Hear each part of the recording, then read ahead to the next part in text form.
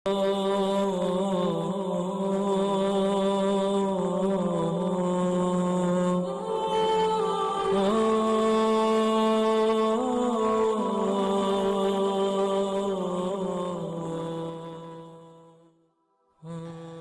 باللہ من الشیطان الرجیم بسم اللہ الرحمن الرحیم۔ السلام علیکم میرے معزز اور قابل احترام دوستو، مولانا رومی رحمۃ اللہ علیہ فرماتے ہیں کہ فریبستان کے ہوس زدہ علاقے میں 3 قسموں کے آدمزاد رہتے تھے۔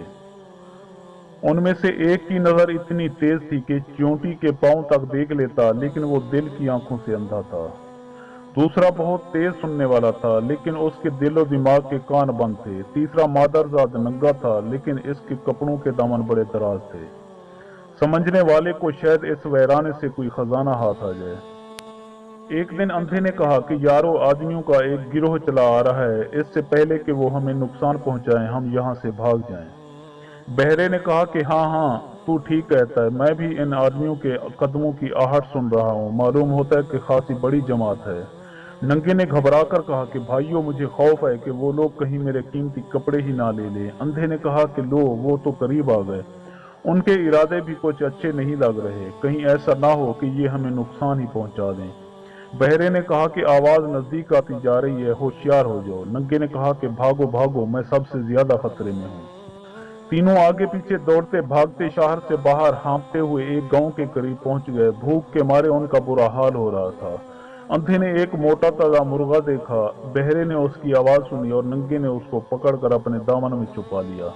یہ مرغ کافی عرصے سے مرا پڑا یہاں خشک ہو چکا تھا، اس کے مردہ جسم پر گوشت نام کی کوئی چیز نہ تھی، اس کی ہڈیوں پر کوے کی چونچوں کے نشان تھے۔ پھر یہ تینوں ایک دیگ ڈھونڈ کر لائے جس کا نہ پیندہ تھا اور نہ منہ۔ اس ہوس کی دیگ کو انہوں نے چولہے پر چڑھا دیا اور اس میں اس فربا مرغ کو ڈال دیا۔ پھر انہوں نے ظلم و زیادتی کی اس قدر آگ جلائی کہ مرغ کی ہڈیاں گل کر حلوہ بن گئیں، البتہ ان کے ضمیر کو حرارت چھو کر بھی نہ گئی۔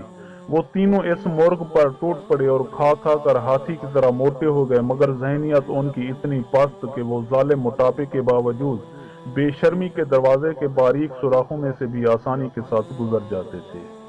صلاح عام ہے یاران نکتہ دان کے لیے۔ جھوٹی امید کی مثال بہرے کی ہے جو دوسروں کے مرنے کی خبر تو سنتا ہے مگر اسے اپنی موت یاد نہیں۔ حرص و ہوس کی مثال اندھے کی ہے جو دوسروں کے ذرا ذرا سے عیبوں پر نظر رکھتا ہے، ان کی تشہیر کرتا پھرتا ہے، مگر اس بد نصیب کو اپنے عیب نظر نہیں آتے۔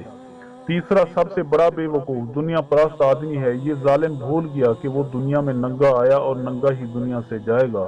اس کو ساری عمر یہ ڈر رہتا ہے کہ کہیں کوئی میرا دامن ہی نہ چاکر ڈالے، میرا کوئی پول نہ کھول دے۔ حب مال اس کے رگ و پے میں اترا ہوا ہوتا ہے، ساری زندگی چور کے خوف سے اس کا جگر خون ہو کے گھلتا رہتا ہے۔ ایسے آدمی کو موت کے وقت سب کچھ پتہ چل جائے گا۔ صاحب مال سمجھے گا کہ وہ تو بالکل مفلس تھا، اور صاحب فہم و ذکا کو محسوس ہوگا کہ وہ بالکل بے ہنر تھا۔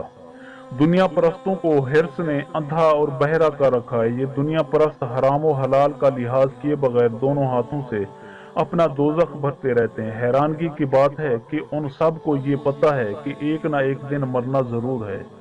یہ جو ہم دونوں ہاتھوں سے سمیٹ رہے ہیں، ان میں سے ایک چیز بھی ہمارے ساتھ نہیں جائے گی، اور جس چیز نے ساتھ جانا ہے ہمیں اس کا کوئی پتہ نہیں۔ اس سرائے میں کئی نسلیں ٹھہریں اور پھر اپنے اصلی وطن کو لوٹ گئیں، مگر ان عقل کے اندھوں کو یہ یاد نہیں رہا کہ جہاں عارضی رہنا ہے ہم اس کا بندوبست بڑے اہتمام کے ساتھ کر رہے ہیں، اور جہاں دائمی رہنا ہے وہاں کی انہیں کوئی خبر ہی نہیں۔ درس حیات یہ ہے کہ انسان کو اخلاقی اقدار کی پاسداری کرنی چاہیے، ورنہ مرتے وقت پچھتاوا اس کا مقدر بن جاتا ہے۔ دوستو، میں امید کرتا ہوں کہ آپ کو میری یہ ویڈیو اچھی لگی ہو۔ اگر آپ کو میری یہ ویڈیو اچھی لگے تو پلیز آپ میرے چینل کو سبسکرائب اور اس ویڈیو کو لائک ضرور کیجیے، اور اپنی قیمتی آراء کا اظہار نیچے کمنٹ سیکشن میں کرنا مت بھولیے۔ شکریہ، خدا حافظ۔